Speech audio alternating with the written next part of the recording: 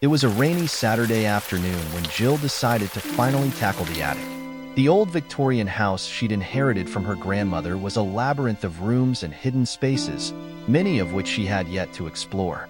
The attic, with its creaking stairs and dusty corners, had always seemed the most daunting. But today, the relentless rain had confined her indoors, and she needed something to occupy her time.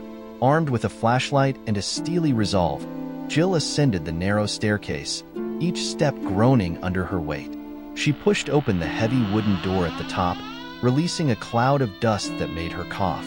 As her eyes adjusted to the dim light, she swept the beam of the flashlight around the room. Boxes, old furniture, and an assortment of forgotten items lay shrouded in years of neglect.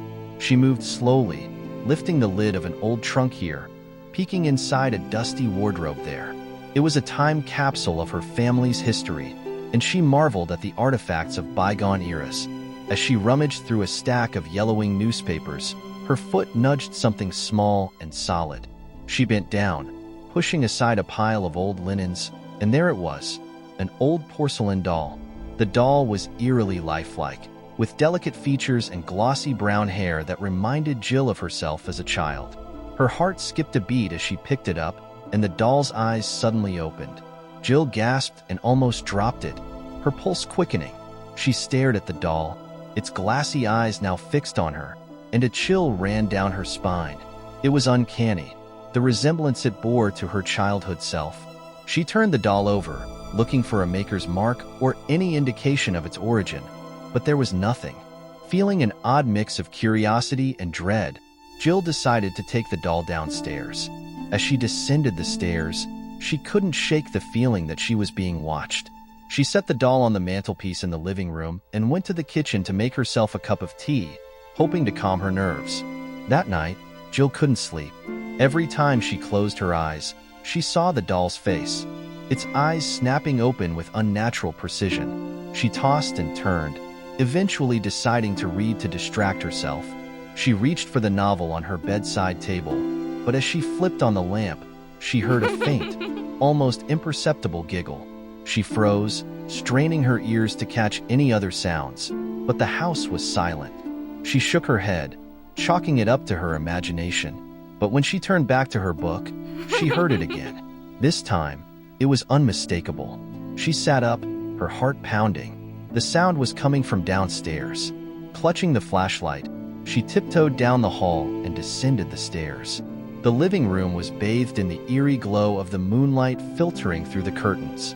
She scanned the room, her eyes landing on the doll.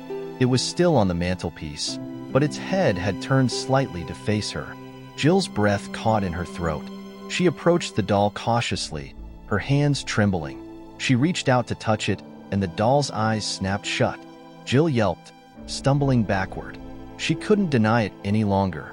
Something was very wrong with this doll. Over the next few days, strange occurrences began to plague the house.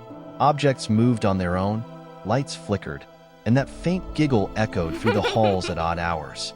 Jill became increasingly paranoid, feeling the doll's presence everywhere she went. She tried to get rid of it, placing it in the attic, but it always found its way back to the living room mantel. Desperate for answers, Jill decided to visit the local library to research the history of the house and any possible connection to the doll. At the library, Jill scoured old newspapers and historical records. She discovered that the house had once belonged to a wealthy family in the late 1800s. The family's youngest daughter, Linda, had died tragically at the age of 7. Rumor had it that Linda had a doll she adored, one that was made to look just like her.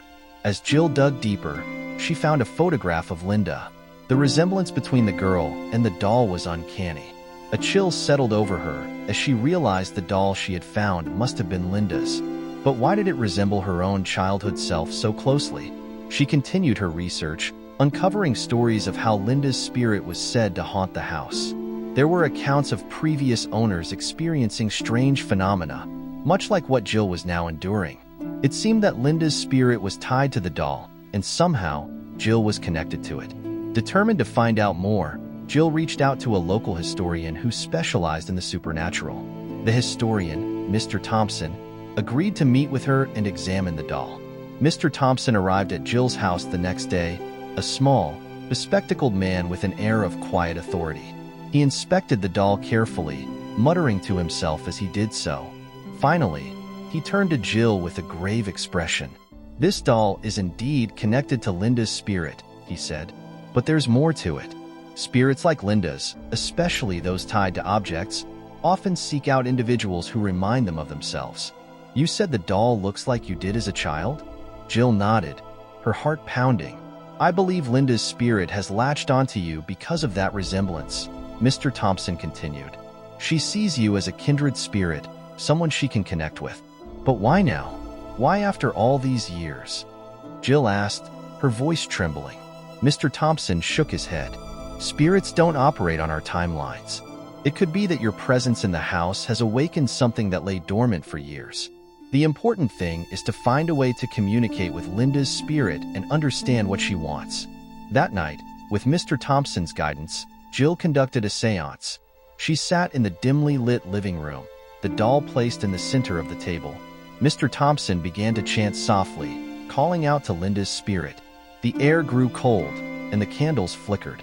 Suddenly, the room was filled with a soft, ethereal glow. Jill felt a presence, a gentle touch on her shoulder. She closed her eyes and reached out with her mind, trying to connect with Linda. "Linda, can you hear me?" she whispered. A faint voice echoed in her mind. "Yes, I'm here." Through the séance, Jill learned that Linda's spirit was not malevolent. The little girl was simply lonely and confused, trapped in a limbo between worlds. She had been reaching out to Jill because she saw her as a friend, someone who could help her move on. With Mr. Thompson's help, Jill performed a ritual to help Linda's spirit find peace. She held the doll in her arms, whispering words of comfort and reassurance. The room grew warmer, and the ethereal glow intensified. "Thank you," Linda's voice echoed softly. "I can rest now." The glow faded, and the room returned to normal. Jill felt a weight lift from her shoulders. The doll's eyes closed one final time, and it seemed to lose its lifelike quality, becoming just an ordinary toy. Jill placed the doll back in the attic, feeling a sense of closure. The strange occurrences ceased, and the house felt lighter, more welcoming. She knew that Linda's spirit had finally found peace. So, was this real or fake? Did we completely make this up? Or was it based on a true story? Now, remember, we spice up the true stories a little, just to make them a little interesting. You tell us. Comment below. What do you think? I will reveal the real and the fake ones on December 18th.